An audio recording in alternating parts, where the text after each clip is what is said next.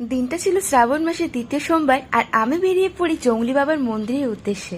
প্রতি বছর অনেক অনেক শ্রদ্ধাঞ্জলি এসে এখানে পুজো করে যায়। গোটা শ্রাবণ মাস পর্যন্ত এই মন্দিরে প্রচন্ড ভিড় দেখতে পাওয়া যায়, আর অন্যান্য সময় মানুষের আনাগোনা খুবই কম থাকে।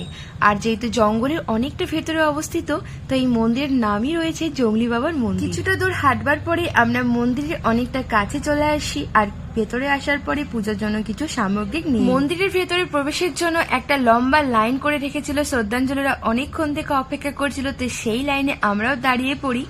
অবশেষে আমাদের অপেক্ষার অবসান ঘটিয়ে ভেতরে প্রবেশ করতে পারি। মন্দিরের ভেতরে যেহেতু আমি ফোন নিয়ে যাইনি, তো তার জন্য তোমাদের সাথে মন্দিরের ভেতরে কোনো ভিডিও ক্লিপ শেয়ার করতে পারছি না।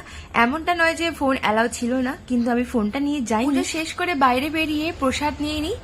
আর তোমরাও যদি যেতে চাও জঙ্গলি বাবার মন্দিরে, অবশ্যই কাল যেতে পারো, কারণ কাল সোমবার আর কালকে শ্রাবণ মাসের লাস্ট সোমবার রয়েছে।